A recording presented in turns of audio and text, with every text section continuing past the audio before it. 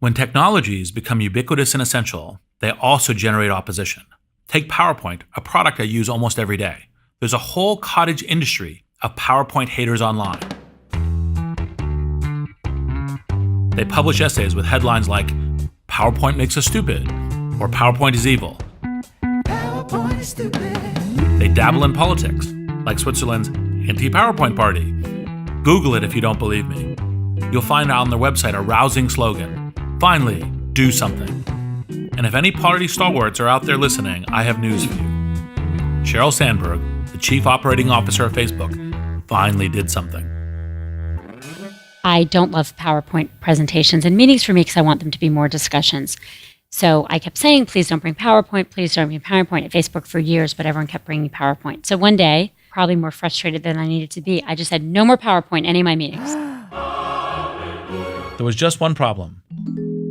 Sheryl's words carry a lot of weight at Facebook, sometimes more weight than she'd like.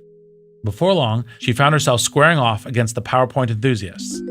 They're not as vocal. You might call them the silent majority. So then a few months later, I was getting ready to get on stage at the Global Sales Conference, so all of our global people from around the world. And I looked at someone who was standing there, my friend Kirsten, who was in HR at the time, and I said, well, what are the things you think they're going to ask me about? And she said, well, everyone wants to talk about the PowerPoint thing. And I said, what PowerPoint thing? She said, the no PowerPoint thing. It's very hard to do client meetings without PowerPoint. And I said, what no PowerPoint thing for clients? And I realized that my instruction, no PowerPoint, got translated through this large organization as Sheryl says no PowerPoint in client meetings. So I got on the stage and I said, 1, I'm sorry. I didn't mean that. 2, it is on me that if you all thought that and that was a stupid idea, you need to speak up and tell me. Of course you can have PowerPoint with clients. Clients love PowerPoints. I don't. And it was just a really good lesson that I needed to be super careful that things didn't get taken too far, but also that I needed to make sure people could speak up. There are great uses of PowerPoint, and there are bad uses of PowerPoint. I'd rather focus your attention on how Sheryl handled it. She doesn't just want to be heard, she wants to be challenged. She's not afraid to be wrong, and she's not afraid to change course. And that's what makes her a great leader at scale. Great leaders of fast-moving organizations don't just make plans, they break them. You got to have incredible talent at every position. It's like this huge push. There are fires burning when you're going home. Can you believe it? Such an idiot. And then you go back to, this is totally going to be amazing. There are so many easy ways. So what to do? I have no idea what to do. Sorry, we made a mistake. But you have to time it right. Oops. Working at a 3-bedroom apartment. Stuff that just seems absolutely nutballs. 10 years later, I was like, well, that's just how you do it. We haven't made Just how you do it. This is Masters of Scale. I'm Reid Hoffman, co-founder of LinkedIn and partner at Greylock. On this episode of Masters of Scale, I'm going to test one of my theories on leadership. The kind of leadership you need in an organization that's changing fast. So fast that the office you leave at night is different from the one you walk into the next morning. I believe to lead an organization to scale, you have to be as skilled at breaking plans as you are at making them. Every day, there are new competitors, new threats, new opportunities. There's no simple, straightforward set of marching orders. It's more like a dogfight. You and your team will be flying upside down and at an angle sometimes. Now, Sheryl is one of those gifted leaders who's made daring decisions at every level of scale. She can run a team of 4 or 400 or 40,000. I wanted to talk to her about leading a company as it scales because she is literally the archetype for this kind of leader. You'll frequently hear investors like me say to founders, we need to find you your Sheryl Sandberg. It's funny because if you had found Sheryl Sandberg at the beginning of her career, she probably would have turned you down. The main thing I was raised with is don't go into business and good to be a doctor. My father's a doctor. I have 2 siblings. They're both doctors. One of them married a doctor. Being a doctor was good. It was giving back. Working in nonprofits or the government was considered very good. Business was a little suspect. I started my career working at the World Bank. I worked on leprosy in India, AIDS in India, blindness in India. But if you had asked me the day I graduated college if I would ever work in the private sector, I would have thought you were insulting me. So Sheryl started out in the public sector. She spent 7 years at the U.S. Treasury Department as Chief of Staff to Secretary Larry Summers. And in that position, she rubbed shoulders with the aristocracy of American business, CEOs from every industry. In the late 1990s, she started to notice a certain type of executive who challenged all of her preconceptions. People came into Treasury all the time and most people wore suits, but not Eric Schmidt. Eric Schmidt was CEO of Google from 2001 to 2011. He's now executive chairman of Alphabet, Google's parent company. He felt different. Jerry Yang would come in. Jerry Yang was the founder of Yahoo. Those were the Yahoo days. They felt different. And it really felt like they had this energy and passion around changing the world. And I remember this one day, I was with Larry Summers, and we had a lunch in New York. And it was, all the bankers, and everyone was wearing suits, and it was very formal. And then we flew across the country, and Eric Schmidt picked us up in his car, wearing jeans, and took us to a local pizza place with Jerry Yang. And we sat there, and they were talking and eating. Everyone's eating off each other's plates. And the stark contrast between those two meals, the formality and what felt very traditional about the world I was living in, and the informality and the big ideas that were discussed at that dinner of what seemed like the new world, convinced me that for-profit companies actually were mission-based. And that's how I got to Google. Sheryl took the job at Google in 2001 and moved to Silicon Valley. Her title was Business Unit General Manager, which sounds important. Incidentally, Google didn't have any business units to manage. I remember my first week, Eric was busy, and they were working on a big reorg for the engineering department. At the end of the week, I figured out what the reorg was. The reorg was every single engineer would report directly to Wayne Rosing, who was the VP of engineering. So about 200 engineers. That was the reorg. They were going to all report directly to him. It was a crazy thing. Saying 200-ish people should report directly to one person was saying, we don't want management. And that was exactly what they were saying. And so it was unorthodox and cool, and had the property that we really trusted our employees to do the right thing. I learned it was different from the Treasury Department right away. Right away. Probably minute 3. Minute 3. It's fundamentally not a good idea to have 200 engineers report to one manager. Among other things, you want your engineers to feel like someone's paying attention to them. I'm sure Sheryl could name all of the reasons not to do this. But to her credit, she doesn't. She adjusts to this strangely amorphous team by her 3rd minute on the job, and that's the reaction time she'll need. Because Sheryl's about to learn what every leader of a fast-growing startup knows. Every plan is made to be broken. My team was 4 people, and they were very worried we were going to grow. So my first day, I said, don't worry, we're all going to interview everyone. Well, 2 weeks later, the team was 12 people. And it was completely unreasonable to have a person interview with 12 people. Plus, we only had 12 people to do any work. So if everyone interviewed everyone, that didn't work at all. So this promise I had made to make them feel good about scaling, I took away in a week. The path to scale always, unfortunately, includes some broken promises, as Sheryl would soon find out. Everything from interviews to office space changes as you grow, and even a small take-back can matter to a team. I'll give you another silly example that I don't think is silly: birthdays. We celebrated everyone's birthday that day. Happy birthday. Happy birthday. Then it became that week. Happy birthday. Eventually, we had a huge sheet cake with quarterly birthdays. My team was 4,000 when I left, and everyone's names on it. Happy birthday!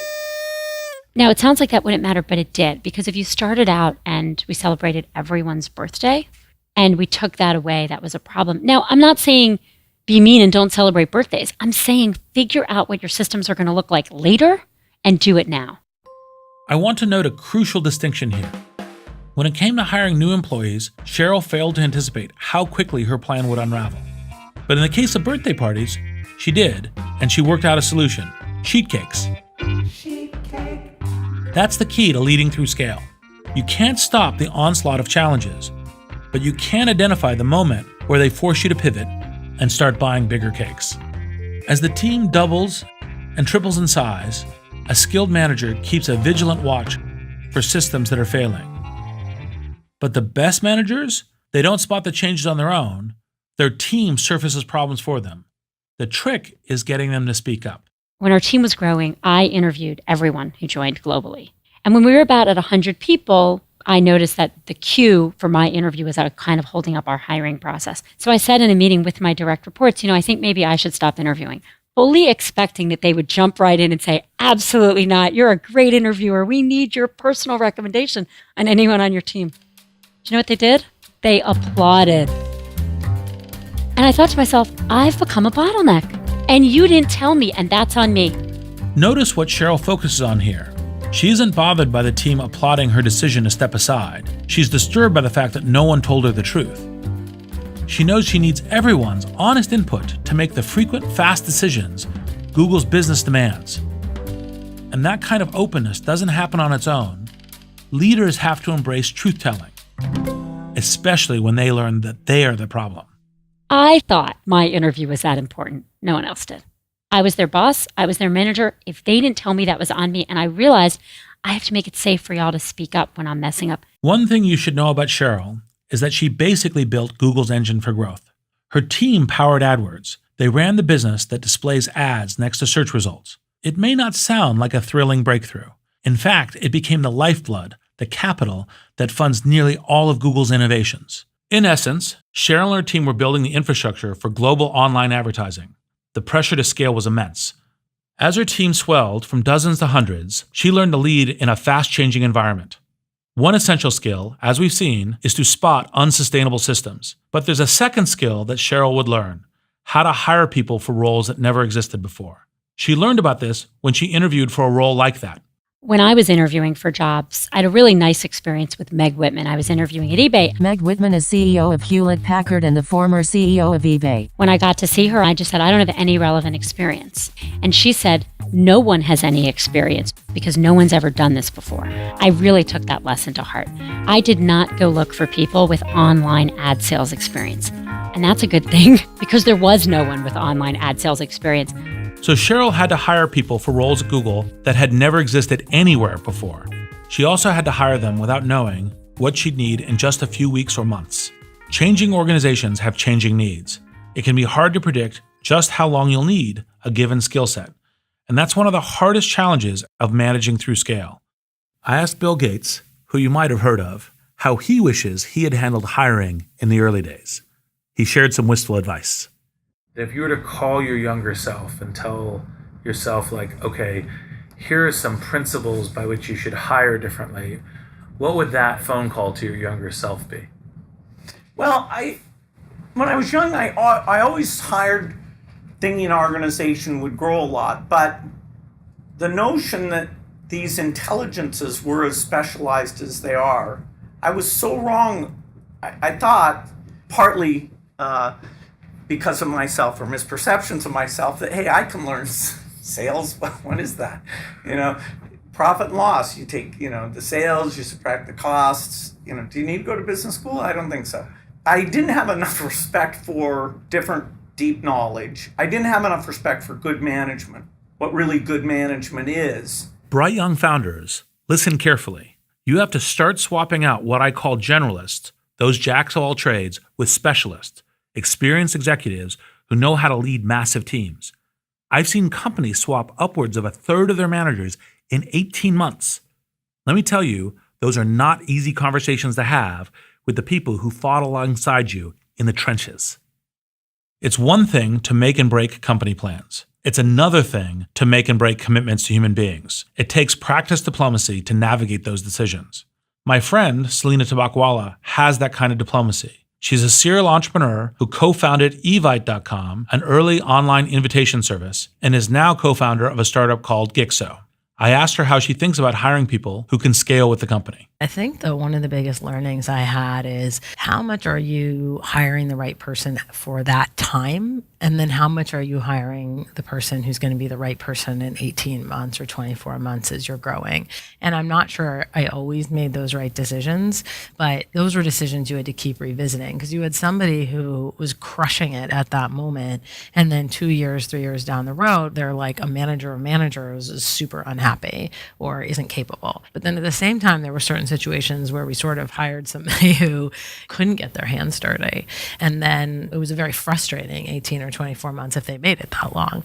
So I think there's this question of which I feel like I don't necessarily have the answer to, but it is balancing hiring the people who can get the job done now versus hiring the people who will also be successful later. This balancing act between who you need now and who you'll need later is no small feat. In the early startup stage, you need all-rounders who love to get their hands dirty. Later on, you need polished managers who know how to delegate.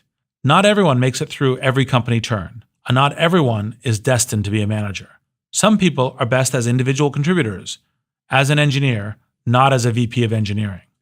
The key to keeping a happy team as you scale is to give your employees a frame to understand what's going on. You need to give each employee multiple ways to tell their own story of herodom. So they can say to themselves, I'm a major contributor.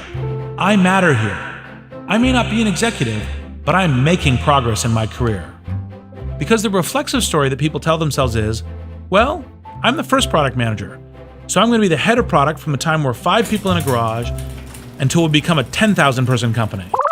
And that's actually pretty unlikely. Sheryl's team at Google was about to grow from 4 to 4,000. She had to hire for uncertainty, being ready to make and break plans, and she had to hire fast. We needed to hire really quickly. So we started that temp to hire program. We just hired people as temps. And then we would evaluate them over the course of the first month, 2 months, and then we would convert the most successful of them to full-time. It was a great way to scale in those very early days when we needed a lot of work done very quickly. It also got us to hire people we probably would have otherwise not hired. People who didn't necessarily interview well, people who didn't necessarily have the background that Google was always looking for, but they came in and did great work.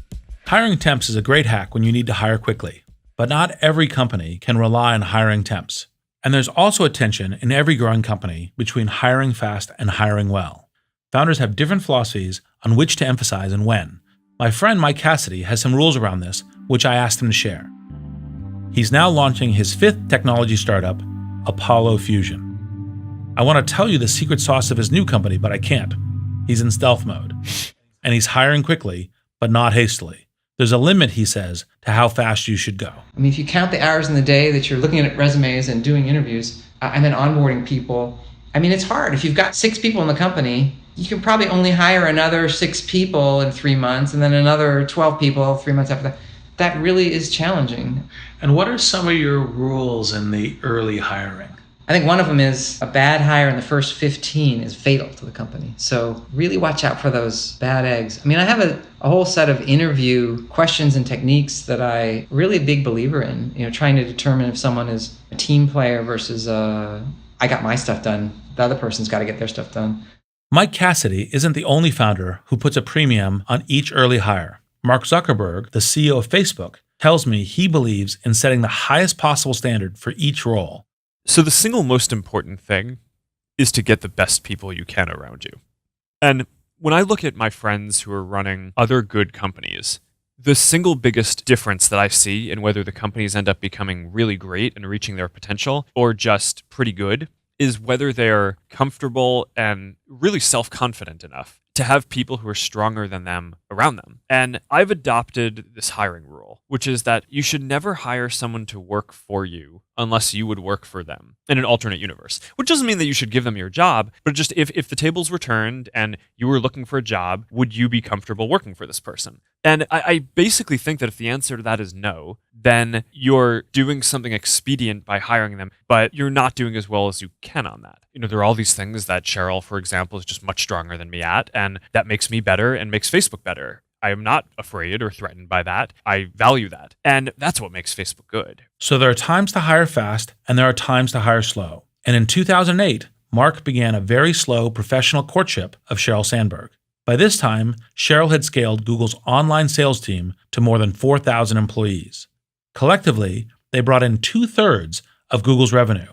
This fact wasn't lost on Mark when he first met Sheryl at a friend's Christmas party. And Mark also made a fast impression. I met Mark and I was just inspired. I had been using Facebook. I saw its potential to make us who we were. Putting yourself and your picture and your real friends and your real connection and your real birthday online was such a big leap, but it was one that really resonated for me because it enabled us to have personal connections. And so I believed in the mission, and then I just really believed in Mark. He had energy and passion and big vision. He said everything's going to be social. Sounds obvious now. Nothing was social then. But how do you bring in a senior executive of Sheryl's caliber? Patiently.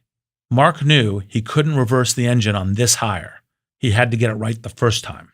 To say I had multiple conversations with Mark is kind of the understatement. He was a late night guy. He didn't come into the office particularly early, so he would come over for dinner at like 8, and I would literally have to kick him out at like 11 or 12. And we had dinners once or twice a week for months.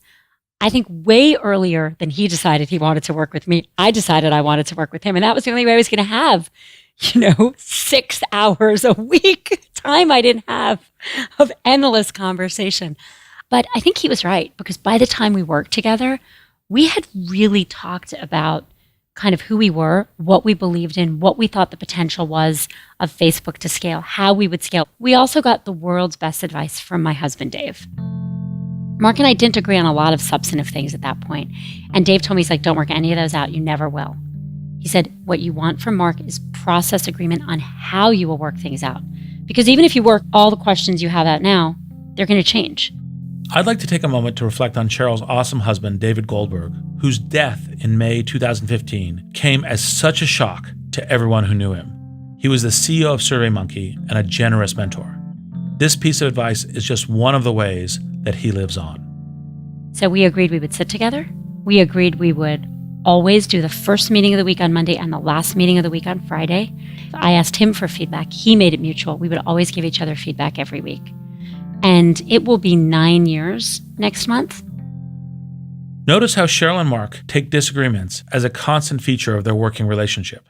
If Mark and Sheryl had made promises to each other around specific solutions to specific challenges facing Facebook at the time, they would have inevitably broken those commitments. By promising they would always be frank and work through disagreements, that was a promise that they have kept. It's a promise that sustains their relationship to this day and underpins their company culture. You have to be intentional if you're going to encourage debate. And there's no one better to talk about this dynamic than Margaret Heffernan, former CEO of 5 companies. She gave a TED Talk called Dare to Disagree, and she offers a simple advice to leaders: show, don't tell. I think constructive conflict is essential. It's how organizations think. One of the huge problems of running any kind of organization is how can you create an environment where people feel it's really safe to do that, where they're allowed to do it, and where people have, if you like, the robustness or maturity not to take it or make it personal. Sheryl, too, believes this focus on respectful disagreement and fast feedback is what makes Facebook resilient as a company. So we all need resilience. We need resilience as individuals. And the way you build a resilient organization is you learn from failure. You don't hide it, you embrace it. So what does that mean? You have to get real feedback for yourself, for each other. You have to be open to feedback. You have to ask for feedback. You have to build in a culture where when I think you need to do something better or you think I need to do something better, we tell each other and tell each other directly and work it out. You have to embrace organizational failure. You have to sit down and debrief when things go wrong. Why did they go wrong? What can we learn and what can we do better? It's organizations that hide things under the rug that don't create the resilience because they don't learn. This willingness to acknowledge failure and embrace disagreement is a critical advantage in a fast-moving industry because it allows you to see mistakes earlier so you can know what to tear down and what to build up. Thoughtful scale leaders thrive on disagreement because it gives them the information they need to test their ideas before they make and break plans. Indeed, they seek out colleagues who won't share their point of view. And the lesson everyone talks about, but I really mean, is you really do want to hire people who are better than you are and who are different than you are. So this is where we talk about diversity, right? I don't just mean racial, national, age, gender. All of that diversity is super important. I mean, in addition to that, cognitive diversity, which you get from all those backgrounds, but also just personality diversity. If you are a white male who likes to code and sci-fi movies, you probably don't want your whole team to be that. I think about David Fisher. David Fisher and I have worked together at Treasury, at Google, and at Facebook. Personality types were just very different. I'm much more up and down. I will get nervous, something's not moving fast enough. I will be exuberant and I will be down. Not David. David is absolutely calm. And over decades of working together, that balance has really been important because sometimes I'll look at David and say, this is an emergency. And he'll say, no, it's not, Sheryl, calm down. And sometimes I'll say, David, you're not moving fast enough. And he'll say, you're right. I think Mark and I have that too. We are very different, right? We are separated by, obviously, gender, 15 years. He's my boss. He's 15 years younger. Completely different personalities, completely different working styles. And I think that served Facebook well. You can't overestimate this kind of diversity. You have to have colleagues who offer calm to your chaos. or put the occasional brakes on your speed. And it's fortunate that Sheryl and Mark balance each other out, because they would soon face one of the trickiest transitions in Facebook's history, an existential threat requiring a rapid change of course. We have a word for these kinds of evasive maneuvers here in Silicon Valley. We call it an OODA loop. That's a fighter pilot term. It stands for Observe, Orient, Decide, Act. The fighter pilot who has the fastest OODA loop wins. The other one dies. If you ever watch the movie Top Gun, you'll have a basic understanding of how an OODA loop works. Tom Cruise's character, Maverick, has a few bad guys on his tail. In a split second, he orients himself to the enemy's formation. Then he decides to perform a crazy aerial maneuver. He acts. And it confounds everyone. Score 1 for the free world. Now, I'm not suggesting that tech executives secretly want to blast each other out of the sky. What they do want is to perform slightly crazy, super fast maneuvers again and again. You'll often hear founders asking, what is the OODA loop of an organization or an individual? Because speed matters in combat and also in fast-moving industries. And in 2012, Facebook had to perform the mother of all OODA loops. Its users were migrating from desktop computers to mobile devices at a startling rate. Sheryl and Mark faced a tough decision. Our products were designed for the desktop, and we realized the mobile transition was happening. It was happening way faster than we thought, and it kept outstripping our predictions. And so Mark did this company all hands, which he still does when he wants to reset or make sure we're on the right path. And he stood up at the company all hands and said, we're going to be a mobile-first company. And he did it incredibly well. But then you know what happened the next day? Nothing. People still came in with their desktop screenshots because that's what they knew how to build. And so a couple meetings in, Mark just said, you know what? No more meetings unless your mobile screenshots first. And just by making that shift, he made the shift in the company, and we really had to force it. And the company really got on board, but it meant retraining a lot of engineers. So a shift on this scale tends to make your board members and shareholders a bit antsy. Mark Zuckerberg shared their concerns, but the greater risk, in his view, was to take only a half-hearted step towards a new market. So we made one really important strategy decision, which was often when companies need to take 2 years or so to rewrite their whole app or software for a new platform, they believe that they can't slow down feature development. So they do two things at the same time.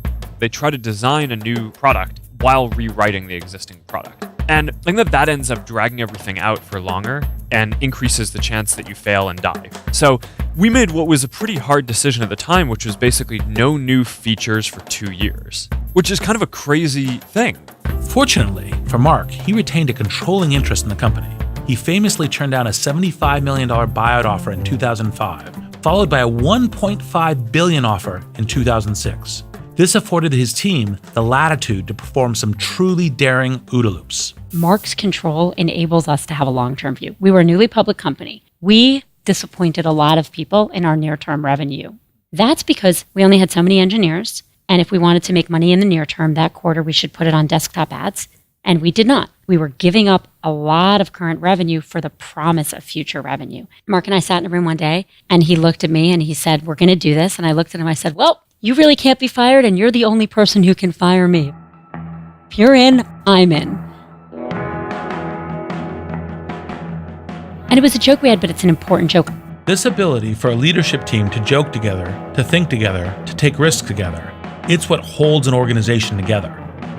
It allows them to work towards the same goal and orient thousands of people in the same direction. The constant course correction and OODA loops, the making and breaking of plans, feels less disorienting in the hands of great scale leaders. And to be clear, we're not going to achieve consensus on every decision. Employees may disagree passionately about a dramatic change of plans. What matters is how you have the debate and what happens afterwards. Margaret Heffernan has a great example of this. What I think is important is that when the decision is made, everybody gets behind it. And I think the most sensational example of this I've ever come across, I spent a lot of time hanging out with and writing about Ocean Spray, the cranberry company. And they're one of the biggest cooperatives in the United States. Extraordinary business. And at one point, Pepsi tried very hard to buy them. And of course, the company is owned by the cranberry farmers. So this was a really passionate debate. You could never have resolved it by who cared most, because everybody cared totally. Right? And it ended up, the vote was 49.9% in favor of selling, 50.1% in favor of staying an independent cooperative. And what made the company what it is today, which is very successful global multi-billion-dollar business, is that after the vote, everybody got behind it. There was no question. That's the vote. That's the outcome. Now we all work together to make it successful. And that's the truest sign of effective leadership. You invite discord, you welcome a noisy, feisty debate, but you ensure everyone understands and works towards the same goal. And this is where we reach the counterpoint. Leaders at scale have to be ready to make or break almost every plan. That's the general rule. But there's one plan you can't break, one variable that must stay constant, and that's the company's mission. It's the North Star that everyone orients around. For LinkedIn, it's connecting people with opportunity. For Airbnb, it's belong anywhere. For Facebook, it's connect the world. The thing about leadership is you need people to follow you enthusiastically. People will do what they're supposed to do if they work for you, but that's not what you want. You want to have an aligned mission. Rather than tell people to march 4 steps, you want to tell people, we're heading there, get there as quickly as you can.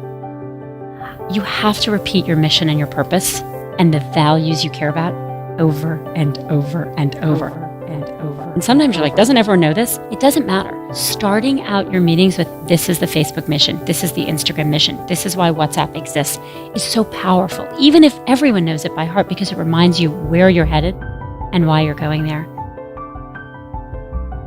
The repetition of mission is extremely important, and I've seen it in all good scale leaders. It's actually one of the things that I've had to learn myself, because I had a tendency to think, hey, everyone knows our mission. We're all smart. Let's move on. And I used to be somewhat skeptical of putting your mission statement or values on posters on the wall. It seemed controlling and vaguely Orwellian, like fascist marketing. But I had it backwards. Those posters, you find them also in the most freewheeling companies, the companies that grant the greatest measure of autonomy to their employees. Now, whenever I see mission statements plastered on every wall stating, here's our goal, or here's where we're going, I recognize that there can be an unwritten footnote. Get there however you'd like. I'm Reid Hoffman. Thank you for listening. For additional insights and practical lessons based on my theories, go to entrepreneur.com/masters of scale.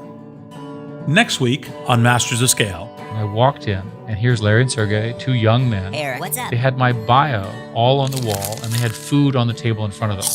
And I thought, this is very odd. And they proceeded to spend an hour and a half grilling me about what I was doing at Novell and deciding that it was foolish, that the products we were building made no sense. And I, of course, provided a blistering counterattack.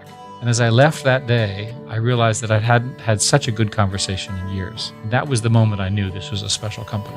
Masters of Scale is a Wait What original in association with Stitcher. Our executive producers are June Cohen and Darren Triff. Our producers are Dan Kedmi, Jenny Cataldo, and Ben Manila. Special thanks to Jessica Johnston, Saida Sepieva, Elisa Schreiber, Chris Shea, David Sanford, Jay Punjabi, Stephanie Kent, and Rafina Ahmad.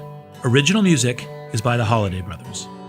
Visit mastersofscale.com to find the transcript for this episode.